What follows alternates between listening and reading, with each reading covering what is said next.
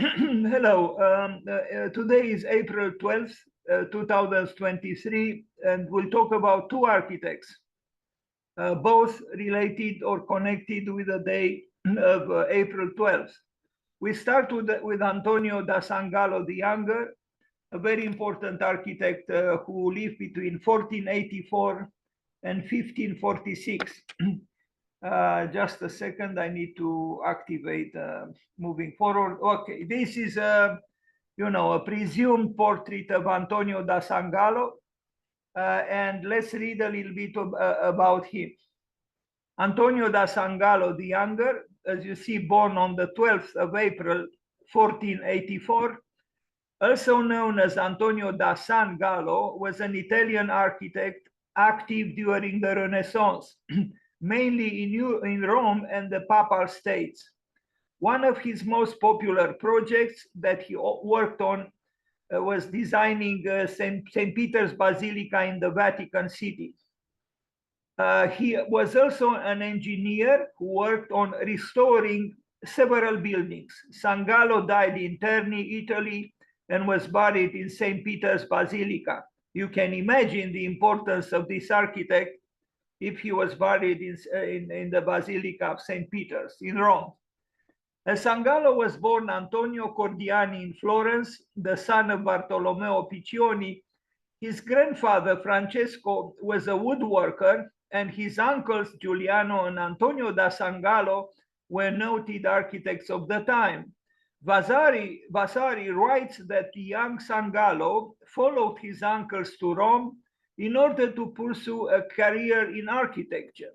He ended up taking the name Sangallo in their tracks. So he took the name from his uncle. Instead of becoming an apprentice to an artist, as was the common path towards becoming an architect, Sangallo apprenticed to a carpenter.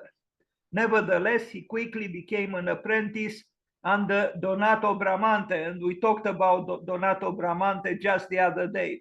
Yesterday. As an assistant to Bramante, Sangallo prepared a number of sketches due to the disability of his master and was recognized for his talent and attention to detail as a draftsman. Due to his success, Bramante gave Sangallo a number of projects to complete with no more than an outline of the design and motifs. Eventually, Sangallo was put in charge of the Passetto di Borgo between the papal apartments and the Castel Sant'Angelo in Rome. That particular project was left unfinished, but it left Sangallo with a working reputation as an architect. Let's look at some of his drawings. Quite precise, considering that they were done almost 6 centuries ago. This is less precise, but we can, in fact, it's almost modern in its, disordered geometries. He was an architect, but he was also an engineer. And we read, this is very interesting, he didn't apprentice with a painter, but he apprenticed with a carpenter. And this, I think, is important because we see even his drawings.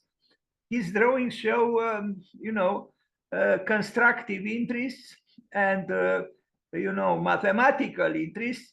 Here we see the facade. This was his proposal for St. Peter's Basilica in Rome, which was not built like this. But I find the proposal very interesting. Anyway, it was not built like this. It was built in the final stage by Maderno, and the dome, of course, belonged to Michelangelo. Many artists and architects contributed to this huge enterprise, this huge project, but it's to be noted the proposal of Antonio da Sangallo the Younger, which is this one. Anyway, moving forward, drawings. Now, the Basilica della Santa Casa in Loreto, an important work by Antonio da Sangallo the Younger, is this one, is the church in Loreto. And, I think if I'm not mistaken, Leonardo da Vinci was born a few years after da Sangallo died, just to have some kind of a time framework to situate him in the pantheon of the great artists of the Italian Renaissance. The interior is rather provocative. I don't know if he was in charge with this interior, which is very unusual considering that the left and the right walls are in a primitive state, so to speak. But I like them maybe even more because they are like this. So this is in Loreto. I don't know if he was responsible also of the bas reliefs, the artworks. Now Capella Paolina, the Sala Regia and the Scala Regia in the Vatican. This is the Sala Regia in the Vatican in Rome. Again and again, Antonio da Sangallo was a very important artist and architect if he was buried in St. Peter's Basilica.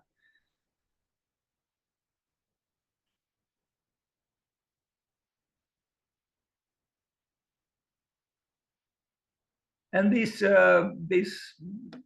very famous stair is also his work, with some sculptures by Bernini on the left and the right side. But the stair belongs to him, and I hope I have some sectional drawings of this famous staircase by Antonio da Sangallo.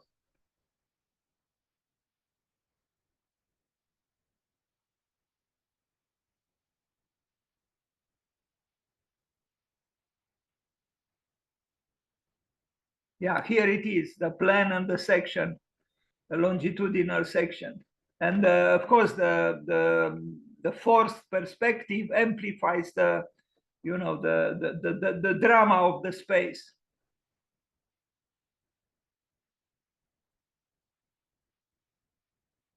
It's an excellent work. And Antonio da Sangallo is an architect we should study further and remember.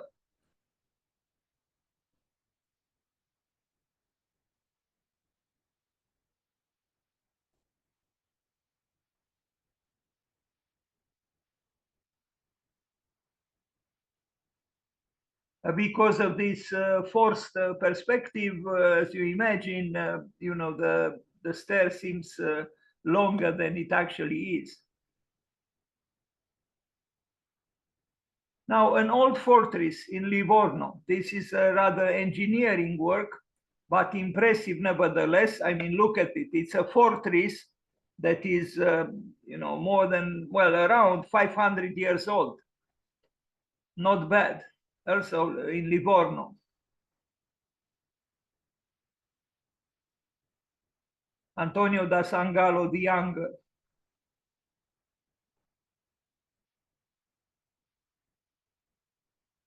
And it moves me to see these pictures where we see the fortress walls from 500 years ago, and then in the distance, not far away, actually, not too far away, modern ships and so on, modern, constructions.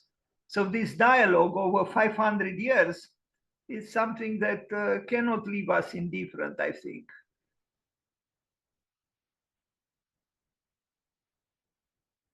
Again, this was built before the birth of Leonardo da Vinci, and it's standing. Leonardo da Vinci, who did everything, but he didn't actually build. Leonardo da Vinci, apparently, he designed the helicoidal stair in the chateau that Francois Premier built, but it's not very sure. Otherwise, he didn't build anything, Leonardo. But Antonio da Sangallo, as you can see right here, he built a lot. Palazzo Baldassini in Rome.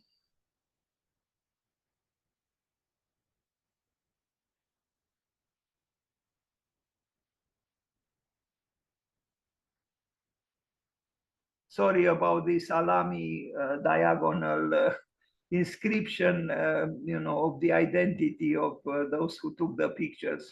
They ruin very nice pictures with that thing. Anyway, can you imagine if the rain was signed God, or the trees signed God, or the grass signed God, or every flower signed God? Maybe even ourselves signed God, because who made us? Well, we don't know who made us, but apparently nature is the work of what we call God. But he didn't sign anything. But humans, they do, as you saw in that picture. Alami, Alami, Alami, Alami. Look at this ceiling. What is this? Is this Palazzo Baldassini? But very interesting ceiling here. Highly decorative, even in a rather critical way. Who knows the symbolism of what's depicted there?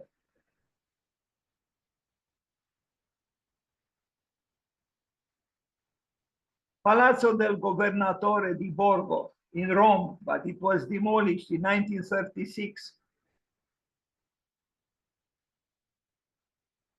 Palazzo Farnese, now this is a very important work designed for Cardinal Alessandro Farnese. Well, here other architects contributed, including Michelangelo, for the cornices designed by Michelangelo.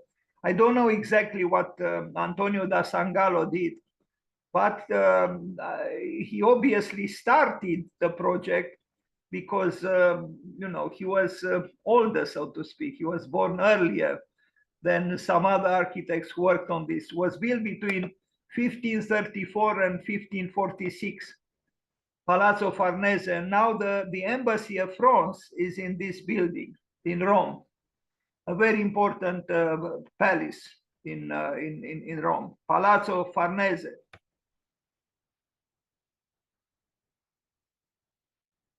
I think Michelangelo also contributed or designed completely himself the main facade, the one we look at here. The courtyard, I hope I have the plan. Yes, we can see the plan. It's a cubicle, so to speak. In plan is a square, and in section is also a square. Palazzo Farnese.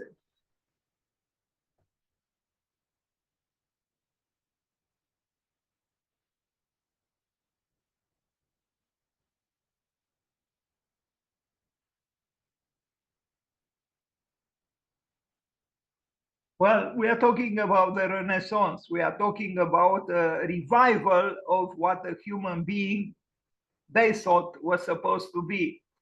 So there was a lot of optimism and a lot of, vivacity. Now, did we honor that vivacity at that time? Yes, there were great artists, but when we think about today, about the climate change and the melting of the icebergs and the rising levels of the seas and the pollution and so on, we wonder. Palazzo Sacchetti on the Via Giulia in Rome, designed by Sangallo for himself. Not bad. I mean, he was doing well for himself when you are going to see the most impressive room an architect ever built for himself. Look at this. I mean, this was designed by him for him. Well, maybe now we understand why he ended up with his Domus Eterna in the Basilica St. Peter's. This is a room for kings and emperors, not for an architect who trained with a carpenter. But why not? Obviously, he was very appreciated for his work. So this was his living room. I mean, one room, a larger room in a palace. It's not the only room. I would gladly live in the smallest room in this building, the very smallest. This is the building. But then Raphael also had a palazzo, and Donato Bramante designed one for Raphael. And my God, of course, it's easy to idealize the past. the building still stands. But I have to come back to this room. This room is out of this world. I think even Elon Musk or Bill Gates would be jealous and envious. I don't think they have such a room in their houses, but Antonio da Sangallo did. Anyway, moving forward. Now look at the building; it's huge.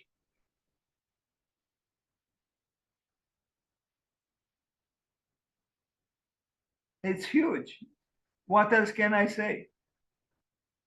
I don't know how much these architects earned at that time. He was not born a rich man. His father was a woodworker. I come back to this incredible room in astonishment.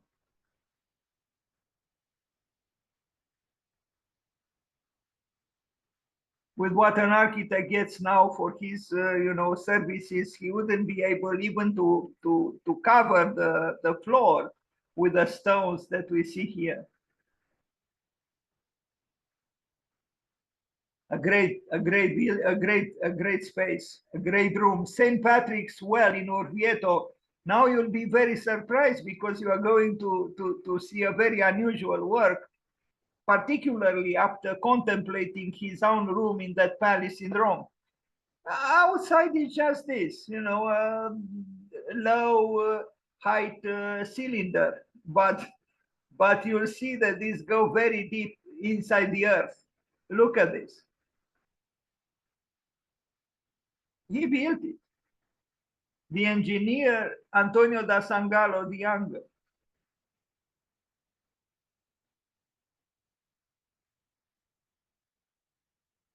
Very impressive.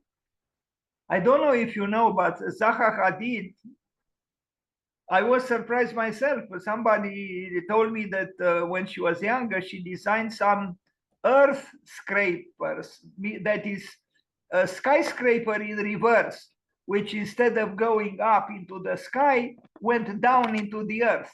And indeed, I saw the project.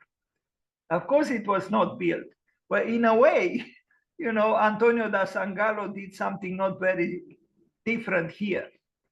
If we are to call it an earth scraper or, a skyscraper in reverse. It's not so tall, of course, but still, I think I find it very impressive, this engineering work. And look at the section. It's unbelievable. Done during the Renaissance. Why was it done? I don't know.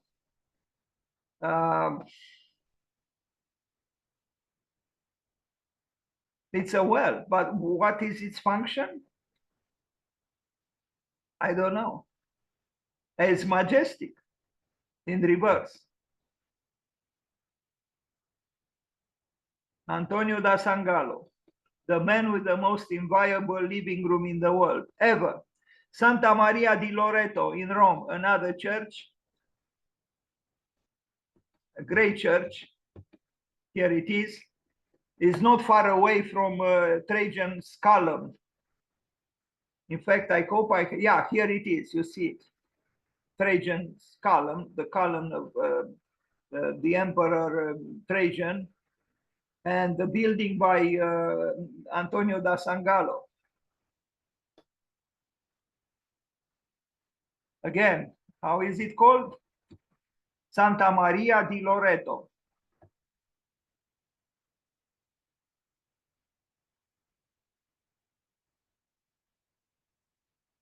I mean, today, if an architect builds just this church, would feel accomplished.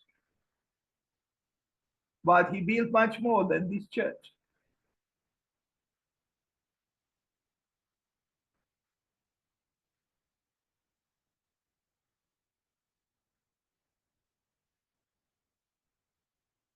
Santa Maria di Loreto, Antonio da Sangallo the Younger, in Rome.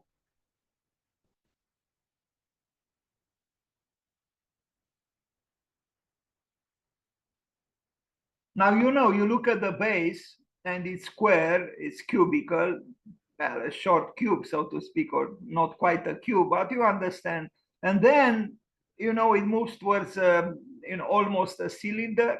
And then, you know, it culminates with a dome, which is, you know, almost spherical. So this is the transition between the terrestrial and the celestial, between the earth and the sky or the heavens. The earth is symbolized by the square or the cube, and the sky or the heavens are symbolized by the sphere. So you go from squareness towards roundness, and this is what happens in many religious buildings. Santa Maria di Loreto, Antonio da Sangallo the Younger, with a Trajan's column on the right, and the ceiling, splendid as it is, celestial, no? And the octagon, the magical octagon, which fascinated Leonardo da Vinci. Almost all sketches, all architectural sketches of Leonardo da Vinci used the octagon, a very important polygon. As number 8 is very important, and the symbolism of number 8, because an octagon has, of course, 8 sides. San Giovanni dei Fiorentini in Rome, another church. That's what they built at the time, you know, churches. A few other things, you know, like the most impressive living room for the architect himself, and you know, astonishing well, but mainly churches. St. Peter's Basilica in Rome, which you know, of course, he was the chief architect from 1520s on. But that's not a little thing, and that's why, perhaps, or most surely, he was buried in St. Peter's Basilica. This is what he proposed, but that was not built. It was not built like this. Although I find it interesting, and I'm not sure the one they settled for is better. This one has a variety. You know, it's unusual with those spires also. I don't know what to think of it. I have to study it more. But it's interesting, the proposal for St. Peter's Basilica by Antonio da Sangallo the Younger. Even as a model, I think is impressive.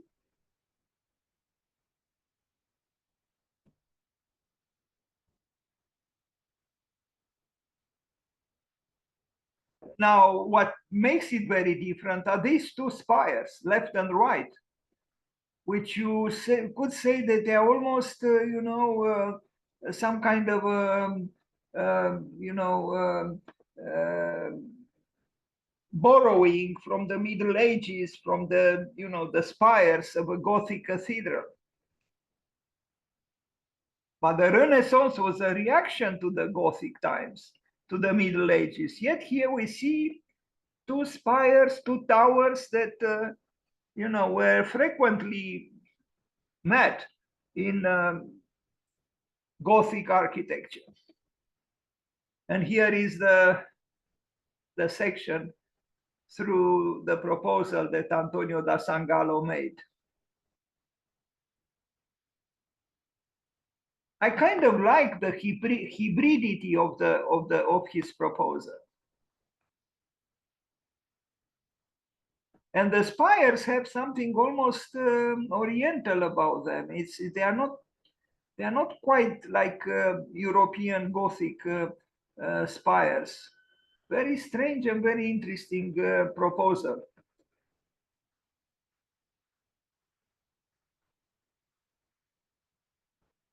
Villa Madama in Rome, we are approaching the end of the presentation on Antonio da Sangallo. It started in 1518. Here there were other architects and artists who worked. It's not very clear what he did. For me, the Villa Farnese in Caprarola, The initial design was by Sangallo and Baldassare Peruzzi. So this was another building, the Villa Farnese in Caprarola. So his was the initial design, and Baldassare Peruzzi.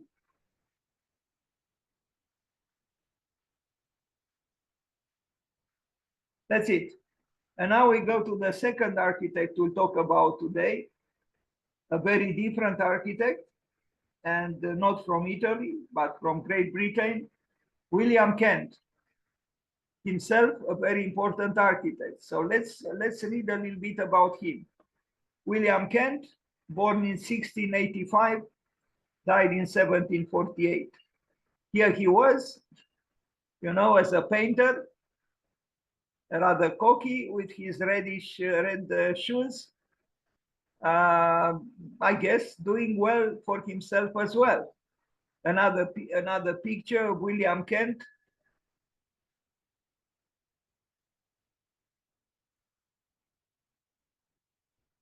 So let's read a little bit. William Kent, he died on the 12th of April, as opposed to Antonio da Sangallo, who was born on April 12th, was an eminent English architect, landscape architect, painter, and furniture designer of the early 18th century.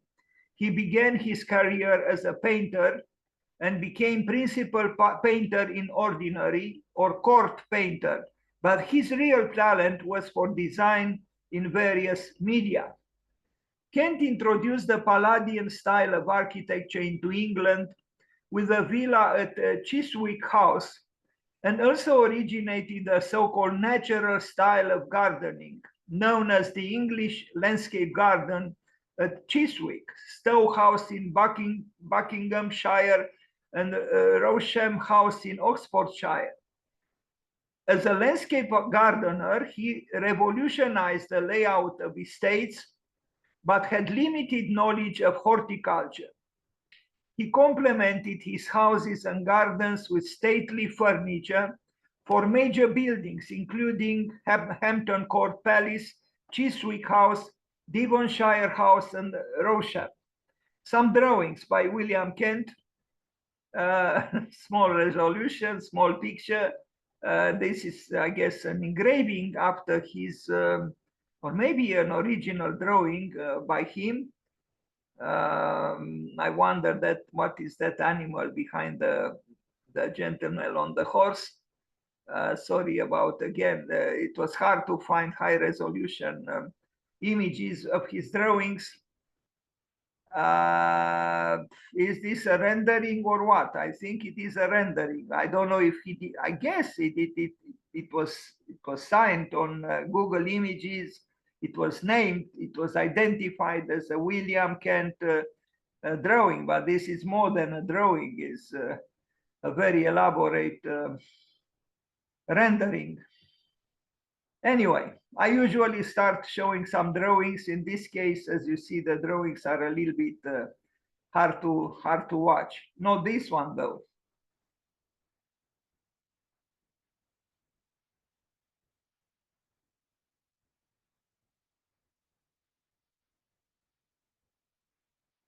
Statues and trees, statues and trees.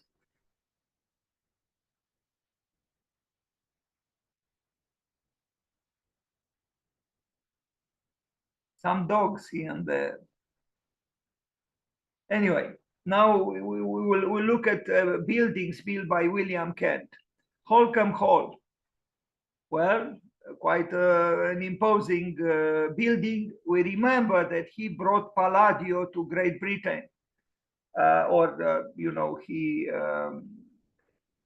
brought to England the influence of Andrea Palladio. He was not the only one, but he was one of them. Cascading Gardens of Chiswick House.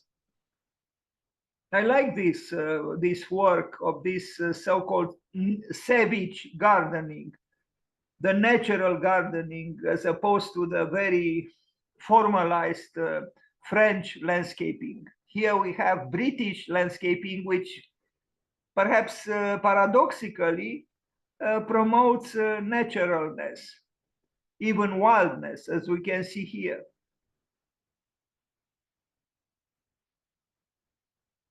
I said paradoxically, because considering the reputation and the temperament, and considering that the French are Latins, you would say they are more, they are closer to, a natural, display of anything, particularly nature. But we know very well how French gardening is. It's highly formalized, as opposed to the British, who, they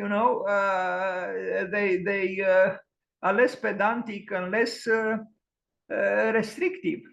Restricted. Very interesting. Why does the British landscape design is more natural, so-called natural, than the landscape design of the French? Prince Frederick's barge. Now, he designed this, maritime vehicle. As you can see, William Kent was a man of many hats. He designed many things. The Temple of Venus in Stowe.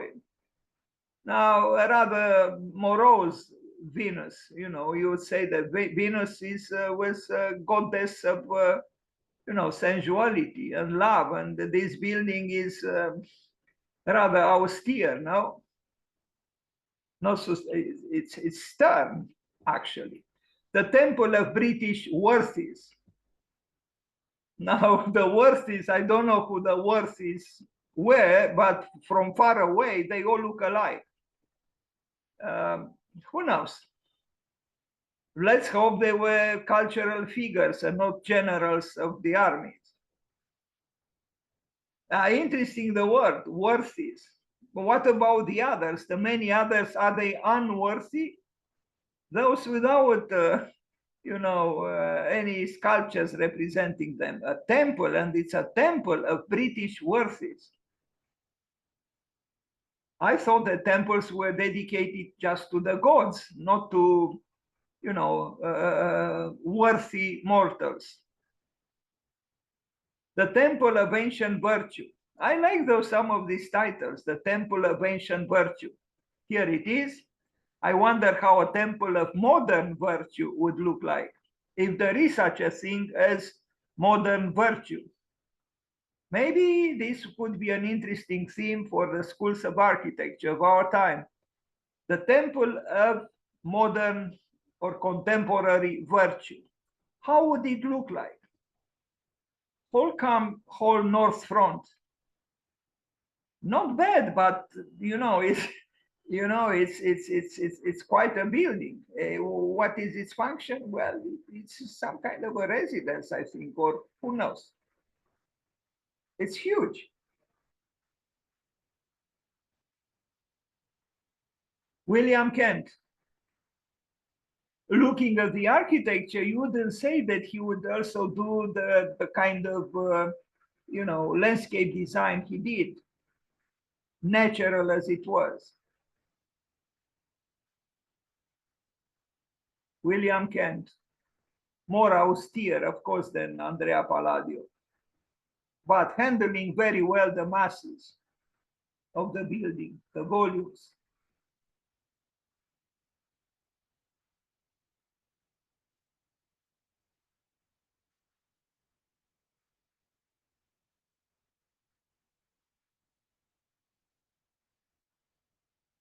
Another hall, Holcombe Hall, Marble Hall. Now it's the same building. This is the interior. Rather unusual, those columns, with the, unsettling ornamentation. Probably the natural ornaments of marble.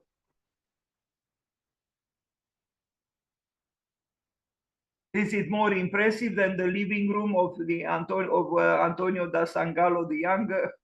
I'm not sure, but it is impressive nevertheless itself in a different way. An obelisk at the same location, Holcombe Hall, and an obelisk it is. There is no question about it. I wonder if this originated also in Egypt, like the one in Place de la Concorde in Paris, donated by the the Egyptians to the French, Maybe this was also a donation coming from Egypt to Great Britain. Or maybe not. Maybe they built it. Maybe he himself built it. After all, it's part of the presentation on him. So I guess he built it. He built an obelisk. Obelisks were very fashionable. A triumphal arch, also at Holkham Hall. Is it triumphal? In a gray mode. I don't know. I don't know what to think about triumphal arches. A badminton house. Is this a house? Well, a house for the non-proletarians, of course. Who would have such a house? Worcester Lodge, badminton house. These men built a lot, as you can see. It's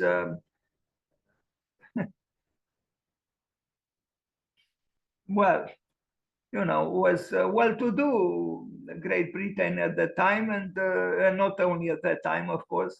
So the buildings went up. Chiswick House, the gallery. So he worked outside. Outside. He did the buildings. He also did the landscape, but he also did interior design. And this is what we look at here. Dome of Saloon, Chiswick House. The octagon again. A saloon, Chiswick House. We already saw the ceiling. Now we look downwards to the floor.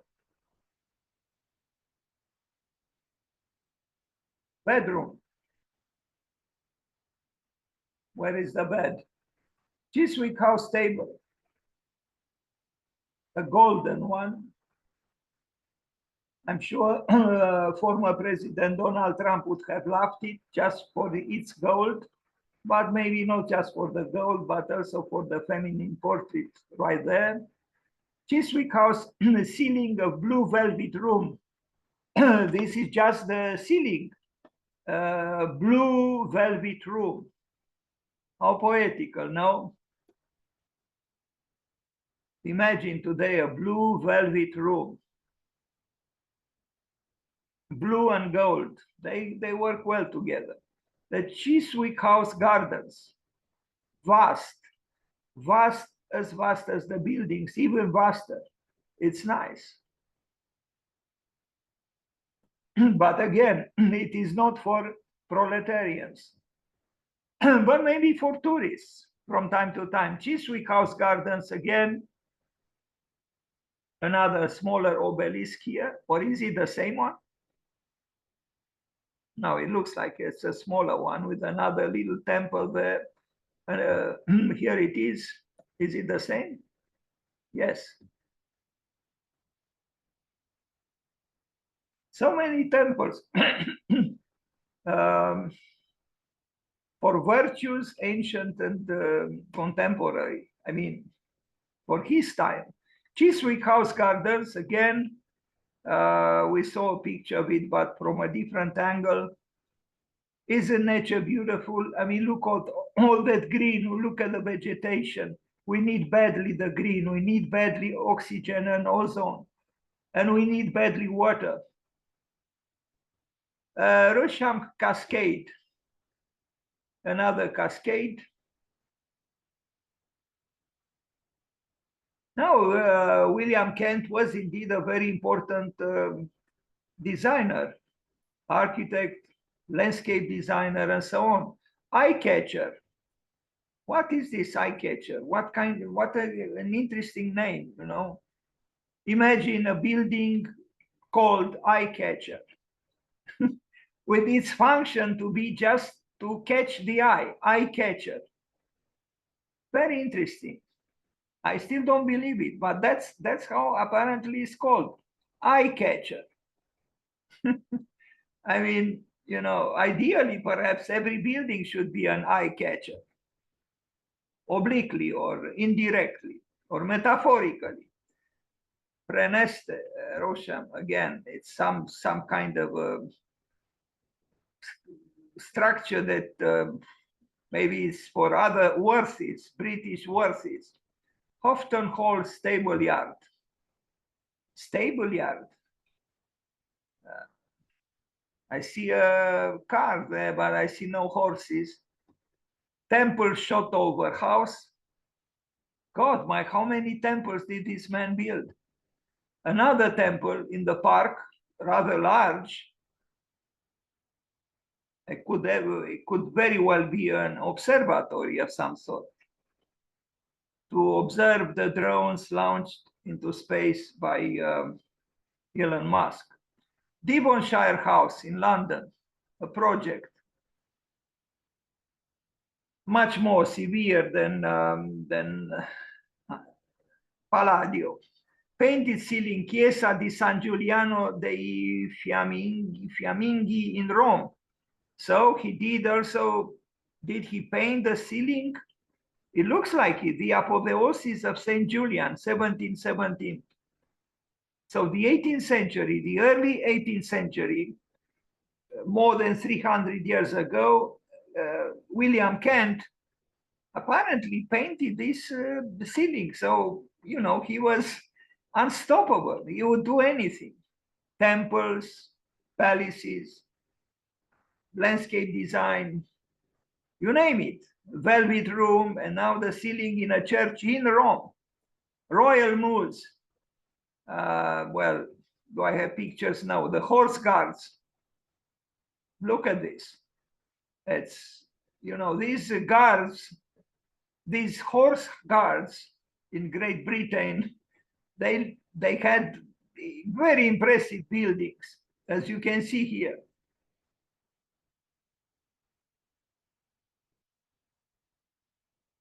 It's a palace in itself. So I was wrong when I said that, these buildings were not for proletarians. I'm probably not totally wrong if I say that the horse guard is some kind of a proletarian in the service of aristocrats. And the aristocrats pay. I mean, look at the top there on top of the building. It's almost Chambord. I'm exaggerating a little, but maybe not too much. Again, the horse guards. The plan of the horse guards. Look at this. It's a palace through and through. Why so many rooms? I'm beginning to think now that perhaps Antonio da Sangallo didn't have, after all, the greatest living room in the world. Well, maybe as an architect, but if we include also the horse guards in our calculations, I mean, I look at these, elongated rooms, large spaces, what's going on here? I'm sure most of these rooms are absolutely great. Former Treasury building on the left, the one on the left, William Kent, early 18th century. Gateway on right, Clock Court, Hampton Court Palace. Not bad. Hampton Court Palace, the gateway. He designed the gateway, the one covered with brick and built with brick, probably. It's not just, adornment, that brick. Kensington Palace cupola room. Well, the cupola is not very easily readable in this picture. Otherwise, it's an atmospheric picture. Kensington Palace cupola room. This is a rendering, and here we see it better, but it's just a rendering. But that ceiling is as impressive as the peacock's tail. The one that John Ruskin said that shows clearly that the most beautiful things in the world are those that are the most useless. And he, as an example, he gave the tail of the peacock and the lily. A painted ceiling, presence chamber, Kensington Palace. We don't paint ceilings any longer. I wonder why. And I wonder why not. Maybe we should paint ceilings again. That is, if we relearn to live under the sky. Mural and ceiling, great staircase, Kensington Palace. These are great spaces, you know, and you can see no square inch is left untouched by the artists. Westminster Hall with Kent's screen in place. So I think he didn't design Westminster Hall, but he designed the screen, which is here. That's what William Kent designed. I mean, this room again, it's very impressive. Look at the scale of, you know, the size of the human beings compared to the room. I'm sure Antonio da Sangallo would have agreed with us. Choir, Workminster, showing Kent's black and white marble hall, marble floor. Very modern, the floor. I guess he didn't design the building, but he designed the floor. And the floor looks astonishingly modern.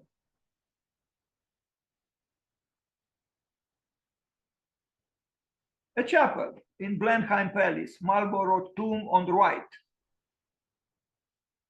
Now, did he design the whole chapel or just the, you know, the tomb here?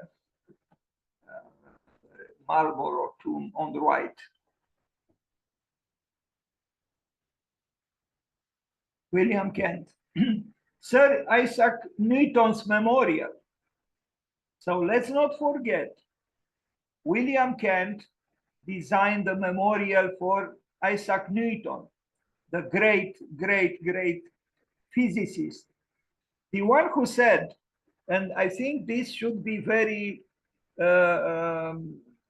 relevant to any student in the world and to anyone who aspires towards some kind of a, you know, meaningful life and some accomplishments in this world. Newton said that he saw very far away, in the sense that he was a visionary, because he was sitting on the shoulders of giants. That's what Isaac Newton said. Who were those giants? His predecessors, you know, other great physicists. So for him, in order to see far away, he had to assume the work of those who preceded him or some of his contemporaries. He climbed metaphorically on their shoulders, and thus he was able to see far away. And that's why I think in architecture it's very important for students of architecture and lovers of architecture to climb metaphorically on the shoulders of the great architects and thus be able to see far away, just like Isaac Newton did. So this is the memorial for Newton designed by William Kent. You can imagine that, you know, the honor to design the memorial for Newton was not given to anyone. It was given to William Kent. Obviously, he was very valued.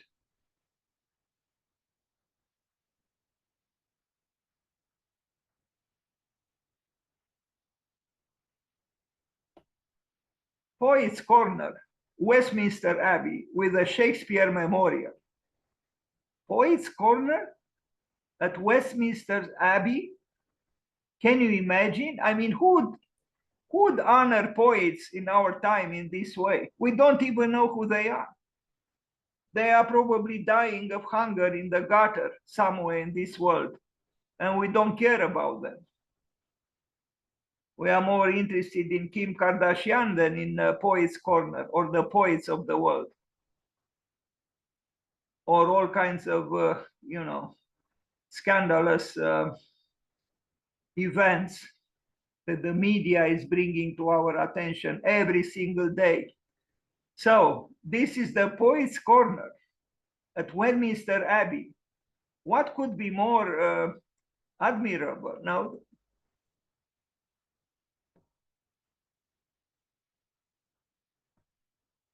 that's all. So he died on the 12th of April, and this was our homage to him. Thank you.